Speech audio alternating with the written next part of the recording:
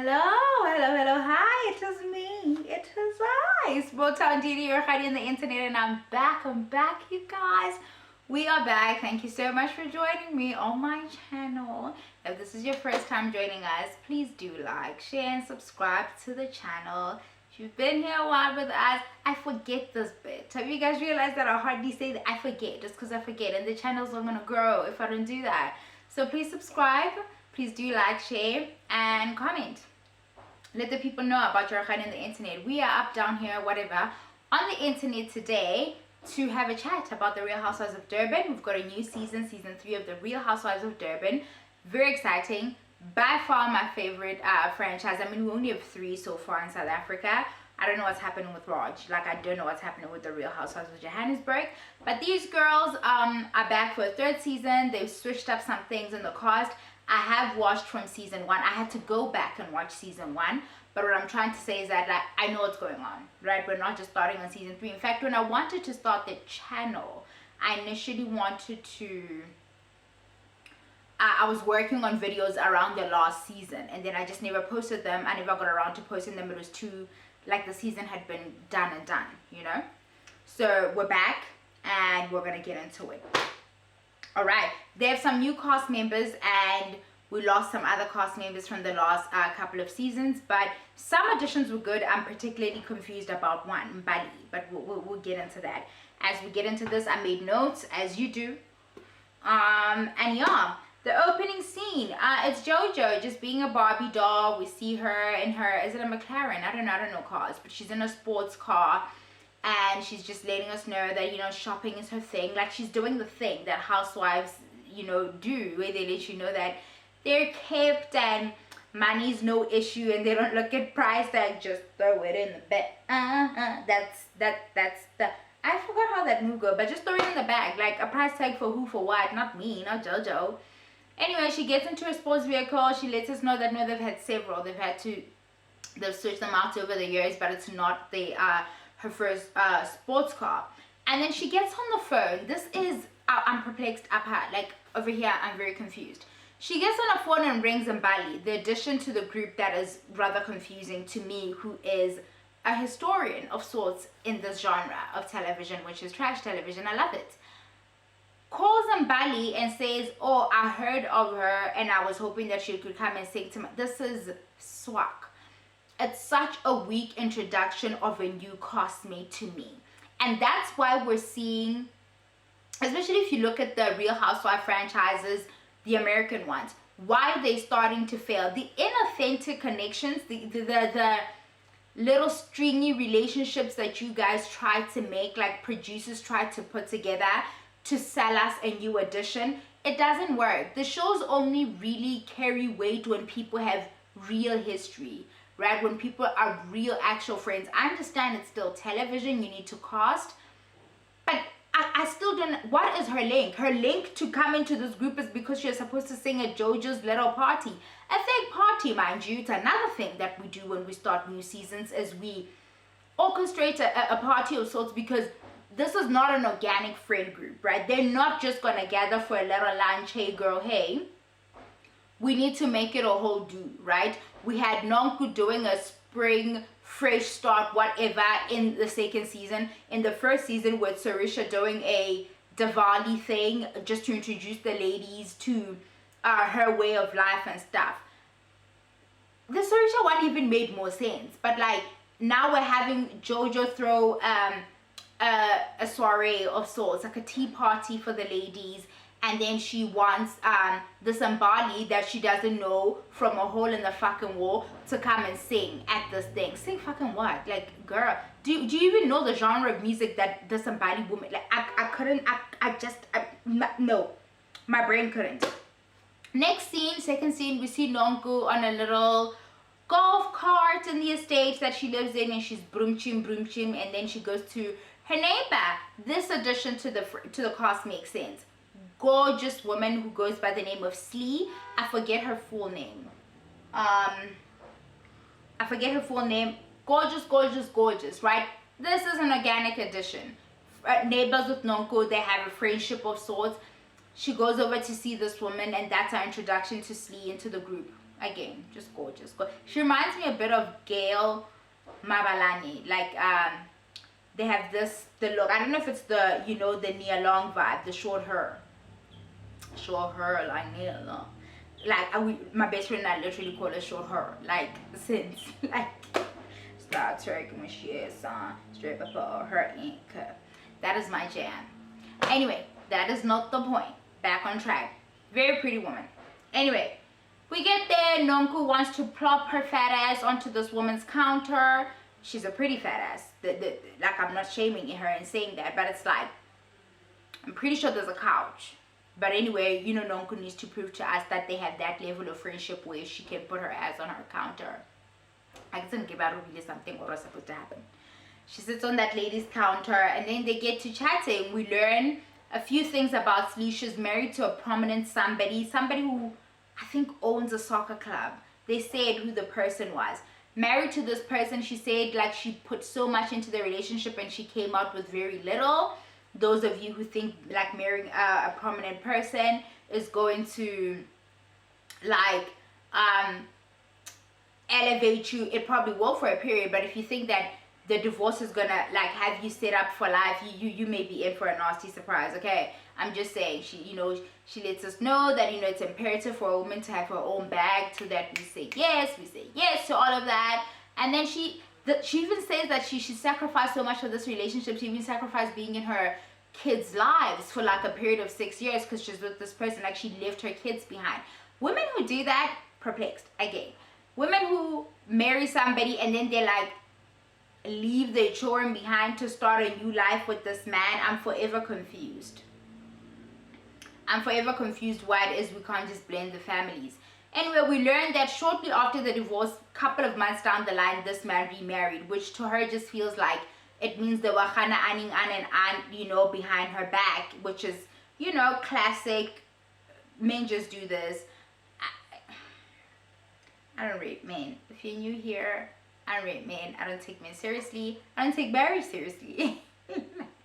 I don't take people's marriages who don't take their own marriages seriously. Like, why should I? Why is this my job? You don't care. You're the one who said the vows. Like, why is this my job? I'm sorry. No, go away. We learned this about her. We get to see her daughters. One of them is like humming a song. I think it's a Lyra song actually. And she's a pretty voice and everything. See, Georgia should have got this young lady to come and do a little hoo hoo hoo ha ha ha at the party, at the soiree, honey. Whatever. Okay. And then third scene, we meet Sarisha, who's been an OG at this point. She's one of the original cast members, Sarisha and Annie. Annie goes over to Sarisha's house, and Sarisha's prepared some hot chocolate for them. Looks like it's a chilly day out. They sit on the couch. All of her pugs are around. I don't... It's fine. They seem to be well-mannered, her pugs, right? They all, they're chilling on the couch, and they get to chatting a bit, and there's something different about Sarisha's energy, and I'm here for it. I love it. And her and Annie got into a bit of a tiff, and they show us a playback of the tiff. Not really a tiff, but like a little bit of an exchange of sorts at the reunion, where Sarisha does this pageant girl act, and I've never liked it. Right? She wants to be the peacemaker. She wants everybody to get along and just be nice and, just leave well enough alone and stuff. Annie, on the other hand, is not a shit stirrer or starter, but she will finish it. She will. You want to start, she'll finish it. She'll close it for you, okay? So they got into an argument a bit at the reunion when Sarisha was trying to sweep something else under the rug, and Annie was like, in doing that, you are enabling the behavior where people get to continue to do and act a certain way because you would rather leave well enough alone than address the thing, because I suppose she's not good with confrontation and stuff. And she's like, Sarisha says to Annie, it comes up when they're sitting there at the couch, and Annie's like, I just want you to stick up for yourself. That's what I meant by that. And so she's like, she's realigned her chakra, and she's done stuff, and she's going to do a lot better in sticking up for herself and addressing things in an appropriate manner instead of like letting things just slide. which is nice to hear because I couldn't do the pageant girl act. I couldn't get behind it. And then Annie also mentions that, oh, you not be calling back, you don't pick up calls and you don't call back. But then she says in her confessionals, Annie, that I understand why. She's got a lot going on at the moment, and so I suppose that's why all of this is happening. Jojo meets up with Mbali. Mbali is the new addition that makes no sense to me, which is sad because she actually looks like my very good friend's mom. I adore her mom. I love her so much. She looks like that lady. I swear she does. Anyway, she comes to the guys, and Mbali has questions like, oh, where will they be sitting? Why is my phone ringing? Good Lord, why?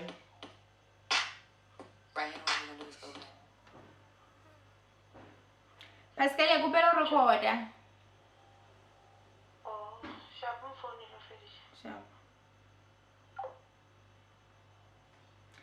Yeah, so that's yeah. No, Mbali has questions, guys. It's gonna be funny later. Okay, it was funny to me because it's like, oh, where the ladies gonna be sitting? They're gonna be sitting here. And then she's like, oh, okay, you stand here. Like, she has questions. Kaloko, like, it's I don't know. I know it's why it's funny to me, but we'll get to that. We'll get to why it's funny. So yeah, we learn about Mbali, and we meet her significant other, her fiance. I think they're engaged. And we see that Mbali is a songstress and an actress, a Maskandi singer, I think she is. And she's based in Johannesburg, but she does a back and forth between Johannesburg and Durban, which I don't believe. I think she's in Durban for the taping of the show. And she lets us know from jump that when she's in Durban, she rents out a house. That is to, I suppose, avoid the situation we had in previous seasons of my girl Lassie living in an Airbnb, acting like that's really her crib up in there. Love Lassie. I miss her already. Like, I really do. I don't want to lie. And that was our introduction to Mbali. And she's also a florist. That's the thing she's doing on the side. Or, I mean, I don't know, girl. I know, that's what we learn about this woman. Right. And then we have a little cute scene where Annie links up with her sister and her stylist. What's her stylist's name? I think it's called...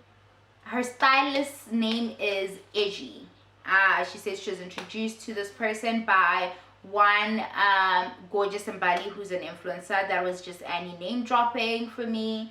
Good for her. I didn't know that was a name to drop. That girl is just being embarrassed by that boy half the time. I don't know why you dropped that. Anyway, yeah. Ooh, we see Nonku throws together a little meetup for the ladies, and Annie is not invited to this particular meetup at Nonku's home, which makes sense. They're not in a good space. It's always a yeah and a yeah and a yeah. I don't feel like it's that. I think let me get into Nonku for a bit so you guys know where I stand with Nonku and her mom in particular. But Nonku is a person. Nonku reminds me of Teresa Giras. That is the one from the Real Housewives of New Jersey. They so, like, self-awareness is not a thing for them. They throw things and hide their hands. They are insufferable to me. Nonku and her mom in particular, that combination, extremely insufferable to me. They don't make good television. They cringe and annoying to put up with. I don't know why it keeps happening, but it does. Nonku's a shit starter for no fucking reason, right? I get why Annie and her don't get along. Annie is a stern, she's a fun girl, but she's an also, I know myself, this is what I like, and she doesn't come across as a person who's gonna put up with the bullshit. Like, there's no other way to put it. And like, Nonku's entire persona is bullshit. Like, I don't know, she's my least favorite housewife, and she's good for keeping things going. And as far as reality television is concerned, I suppose her and the combination of her mom are insufferable for me to watch. Her on her own, I understand why she's there. They need somebody to just throw grenades and do that and then leave everybody to clean up. That's the formula for reality television, and she's good for throwing a grenade. But anyway, because of her, the way she is, and because of how Annie is, they don't see eye to eye. They can't form a real friendship because you can't form a friendship with this person. I don't know how people do it. You have to overlook too many things, let too many things slide for the friendship to function. It's like dealing with a fucking child. Sorry. Anyway, we at Nonku's. Annie's not invited to this thing. She tells the ladies to arrive at different times. I suppose, I don't know why, but she did it that way. It feels like she's launching them, personally, because you don't know who's coming. This one arrives at this time and it's like, oh, you're here. Now imagine you get there and you don't get along with person. I don't know. That's how we ask who all's gonna be there. Like, that man, more like, that's me. But anyway, who arrives first? Jojo, her bestie. They have a name and everything. Of the a mashup of the, I don't care. She arrives first and they're like, oh, you're my bestie, no, you're my bestie, you're my white bestie, no, you're just my bestie, okay, whatever. Fine. And then Sarisha arrives. You guys, for such a wealthy woman, Sarisha's fashions are trash. And I stay here sitting in my baking room looking the same. Every time you guys see me, I look the same. I have the same wrap on. I probably have the same shirt on. But like, I'm not wealthy. I'm not married to Vivian. Do you understand? I'm not managing the household of a very wealthy man, which is what she does, and it's a full-time job, right? And she's a big closet. I'm like, she needs a stylist. Her fashions are tragic for such a wealthy woman. Just underwhelming. Just, ugh, oh God. Anyway, she arrives in very like tragic fashions, and she's like, and then they chatting and stuff, and they catching up, and then, okay.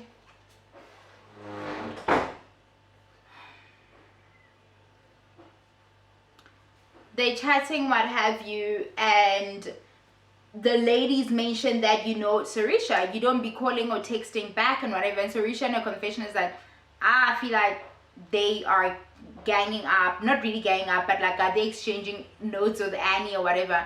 No, girl, these aren't your friends. And when you're not filming, you don't feel the need to be in community with them, because this is a job. You are at a job. You are an actress, and you are performing the role of pageant girl, and these are not your friends. That's why you're not taking their fucking calls, because you're not filming. You don't understand why they'd be calling you if you guys all aren't maybe Rogoni. Okay, that's why that's happening. The confused people who think they're friends with Sarisha, you're not. She has her friends. It's not you guys. The pugs are her friends. I don't know, whatever. And then as they chatting, whatever, Slee arrives, and she's also like confused. Oh, there are people here. She says in her confessionals that Finger didn't let me know. Nonku didn't say that there'd be people, what the vibe was, this, that, and the other. So I'm surprised that there are people here, but whatever. They get to chatting. She sits, and then this is where Nonku and I start to have problems, because she did this to Mabusi. She did this to Mabusi. Is it the first or second season or whatever, where she introduced this woman to this group, and then she continue to try get cool or in with the group by throwing Mabusi under the bus, but really in this instance she was constantly mocking her or doing something. But in Slee's case, she threw her under the bus with Jojo. She's introducing these ladies to each other. They know of each other from their social circles. I am inclined to believe here that Slee also has a relationship with Mabusi, because Nonku is Mabusi's friend, and also of what Slee says. When I tell you she's good at throwing a grenade, there was a point where Sarisha even asked for context, because she will start this thing, and when you put this fire out, because the chaos is what she's addicted to, right? She's here to do her job, which is chaos and fucking confusion. The moment you put out that fire, she starts a new one, right? There's no string to string this thing to the next thing. No. She'll just yella, and it stopped recording. And at some point I was like, girl, had you recorded it all? Like, I was gonna die. but I was recording. But now I have a lot to say. I think let's get back to what I was saying. Barikama, Nonku will throw you under the bus. It's just such low character for me. It says something about her character. I feel like she says that she wants these people to be friends because she's friends with all of them and she feels like they'll get along. But the manner in which she's going about making said people friends is the opposite. I can't tell if what happened is because she is a bit about herself, like she gets that from her mom. Me, I'm the queen, And when she stood up to get Slee a drink, I don't know if it's because when she got back, she saw that Slee was like chatting with these girls. So Slee says like a throwaway kind of remark of, and because she's like, oh, what's going on or whatever it is she asked. And Slee's response was, oh, they were asking me about me. You know, for the first time, people don't want to know about you. They want to know about me. But that's such a throwaway thing. If you're friends with somebody, there's always somebody in the duo or the clique that people are asking about, right? You know that. So for the first time they're asking about somebody else, it's like, oh, okay, whatever. It's nothing. It's a nothing thing. But Nonku's like, oh, no. I gotta put an end to that shit. Like, I gotta put this out right now. These are my friends. I'm gonna say I want you all to be friends while making sure that there's chaos and confusion and you all can't be friends. At least she thought she was doing. She then starts to say, her and Jojo are holding hands, like, you know, good lesbians. And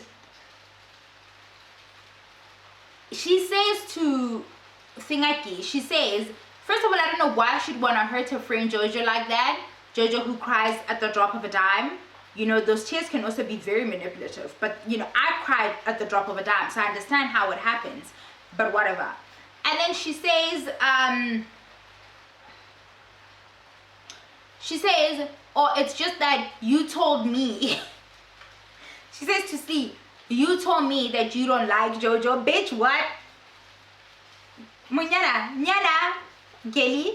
I'm sorry. Do you want us to be friends? And then, like, Slee was like, this friend of mine is not the friend I thought. Because she hasn't experienced her in performance mode. She hasn't experienced her when she's in a group setting where she feels like she so badly wants in with these girls that she will throw this other one under the bus like she did with Mabusi.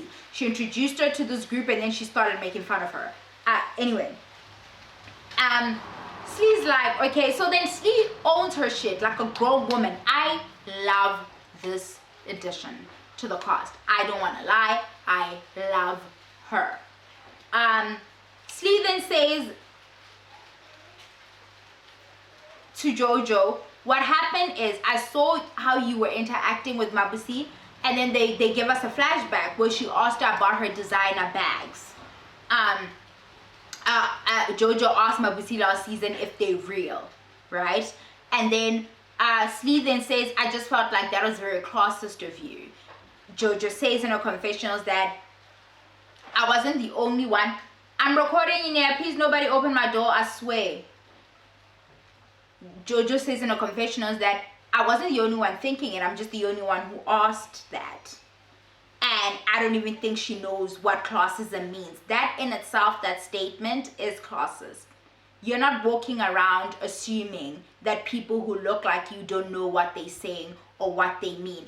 Others may have thought it, but because you're so convinced of where you are in class and what you can afford, you can't fathom the idea that this black woman who is not partnered to a well-off boxer or whatever it is, booby, your husband, whatever he does, you can't fathom that you guys can afford the same luxury handbags because according to class, she's nowhere near you, such that you had it in you to sit across from this woman, invite her out to what she thought was a cute little lunch, to interrogate her about whether or not her merchandise, her handbags were authentic. You can't run away from what the fuck that looks like it's got a stage on it. I don't give a shit. Like, I don't care if you're gonna decide that that's not the issue. You're not about, if somebody said, and we know that wealthy women wear knockoffs all the time, right? they will wear a fake Birkin because we know you're wealthy. We're gonna assume that the bag is real, but you have the real thing in a vault somewhere. You don't even have the real thing because you don't want to spend your money on that. That's how you stay rich, right? But would you sit Sarisha down like you did Mabusi and ask her, oh, are they real? No, you wouldn't. You wouldn't. You would not do that.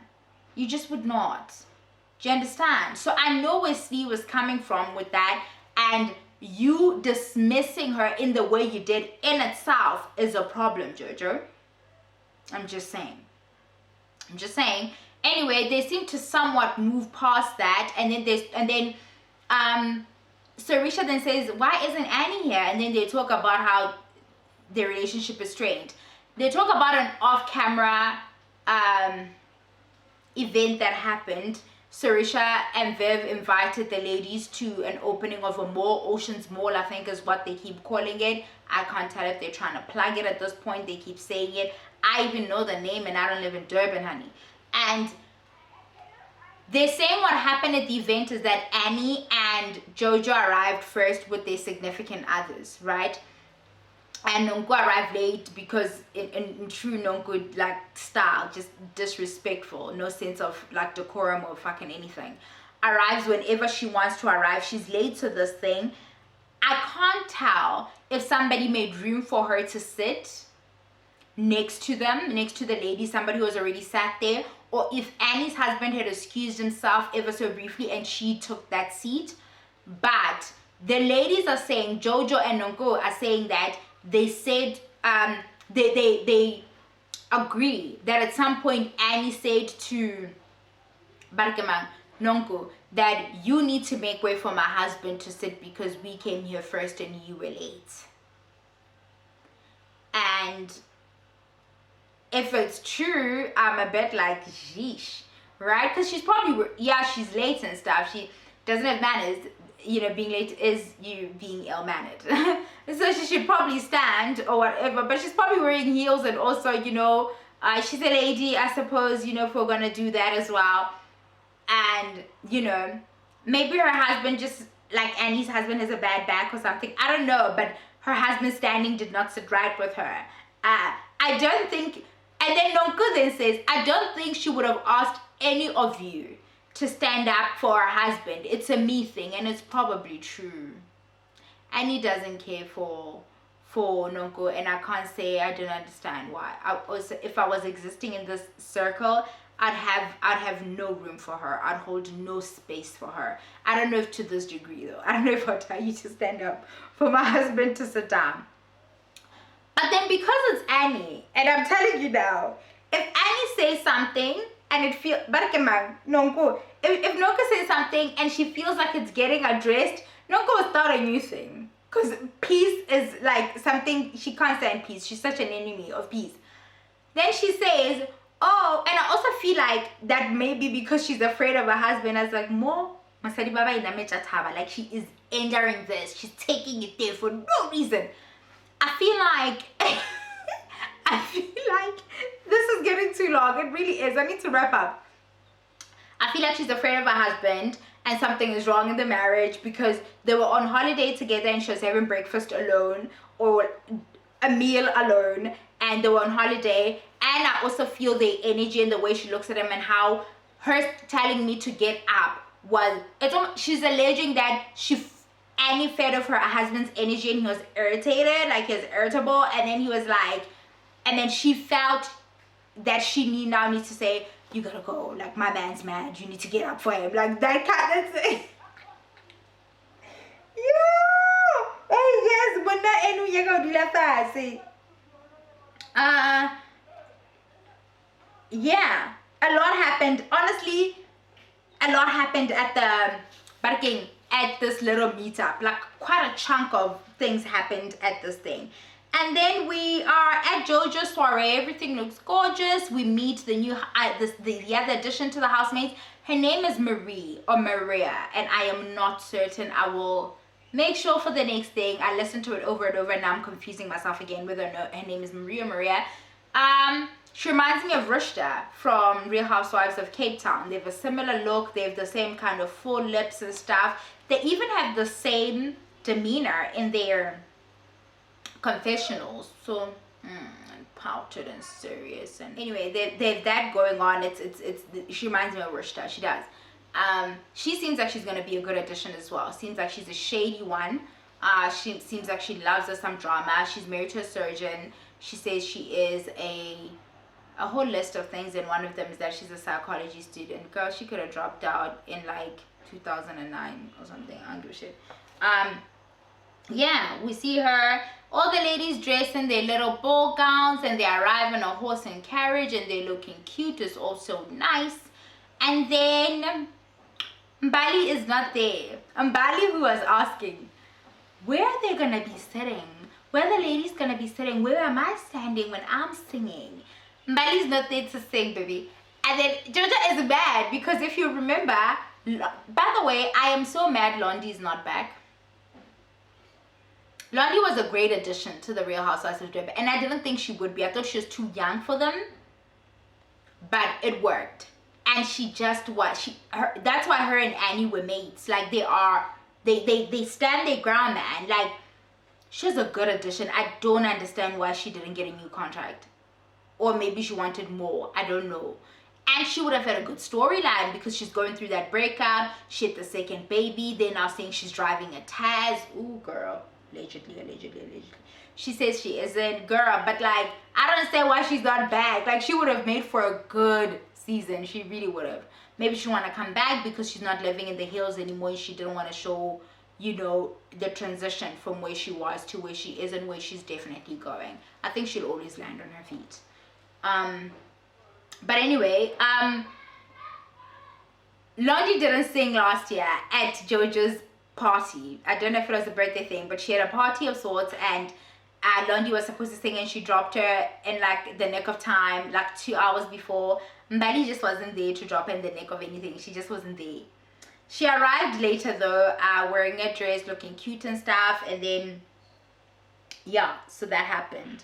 As the ladies are standing around, everybody's being, this was so weird. Like Sarisha's learning to play the game. Not learning, really. I think she's like, you know, she knows what the fuck she's doing. But Sarisha's all like, to sleep.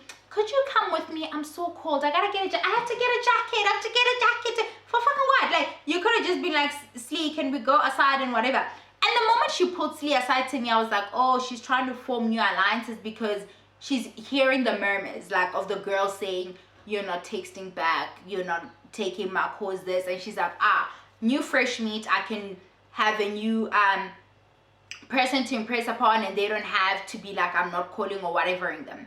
They sit and then they have a chat, and she's like, yeah, I just wanted an ally and I wanted to propose friendship to her. I didn't know that's how it worked. And they're chilling, and they're talking and stuff. They're chilling. They're talking and they talk about what happened and stuff. I personally, oh my god, at the house, you guys, yo, this review is so long. At the house, you guys, when they were at Nonku's house and stuff, when the fire died down, when Slee explained where she was coming from with the Jojo situation, Nonku was just like, yeah. And I also feel like you keep telling me how to parent, bitch. What? You couldn't tell her this when you had your bum on her counter in the other scene. You couldn't, because that's a you and her chat. You couldn't in that scene say, yo friend, sometimes I feel like I'm just venting to you about like my relationship with my kid and what's going on, and you overstepped that boundary, and I wasn't necessarily soliciting advice. I was just here to vent. That's a chat with your mate. You don't in front of the people among during and then be like, yeah, and you keep telling me what to do with my kids, like, because she can't leave well enough alone. This fire died, she must start a new one. Fucking arsonist. And then anyway, that happened. So then they went to sit, and then everybody, Sarisha and Lee went to the side, and they quite clearly, I feel like they're plotting here to give Nonku a taste of her own medicine, but I don't think we got that footage. Anyway, that's just what I think. They go back to, if I said this thing now, they go to sit now to eat and stuff. Everybody's at the table, they're getting to know each other, and this is when Bali arrives very late and stuff, and she brings some flowers for Jojo to apologize. Then like they make her sing like, yeah, sing, and then she does a little Hi guys, what was that? A little thing, man. Like second party, I got there. Like I can't even think of a song right now. Like Lena ke wurorise, exactly like this. Exactly like this. That was not. Man, Georgia can call me at the next soiree. Shut the fuck. Get one of your little nieces and nephews to come and do a little if you want people to sing at your shit so bad, like it's not working out. At Nonku's house, Nonku had asked that. She's like, okay, here's my thing, right? When they were telling Sarisha what happened at the Oceans Mall with Anya apparently telling Nonku to stand up because her husband, whatever, needs to sit. That wasn't gossiping to me. That was them filling Sarisha in on like the state of the relationship and what had transpired, because obviously it's her husband's event. Like she's working the event, she's working the room, she's doing stuff. She wouldn't know what had transpired. What veered off into gossip is when Nonku started speculating the state of their marriage, the she's so scared of her husband stuff. That's gossip. And then she's like, I don't mean to gossip. And then Lee responds to her, it's only gossip if you have a difficult time or if you're not able to repeat what you said in front of the person. Which makes sense, because what she told Nonku about Jojo, she was able to repeat to Jojo. Do you understand? So I get that. Nonku veered off into gossip realm there for a bit. So when they're sitting at the table at Jojo's soiree, now everybody's chilling at the soiree. It's nice. It's all good vibes. They're playing games. The games looked quite like some nice fun dinner games and stuff. Sarisha's asked to like swing on an imaginary pole. Somebody is asked to sing a song like while goggling and stuff. It was a whole thing. The new lady in Bali ate like a banana, like BJ style or whatever. And then yeah, it was fun. And then Sarisha, messy boo. Sarisha is in her messy girl era, and I love it. Like I am living for it. She says to Nonku, you need to make time to put Annie aside for a chat. Like, bitch, what? Like, guys, unprovoked. Sarisha's just. The thing is, it's funny because this is the type of shit Nonku does.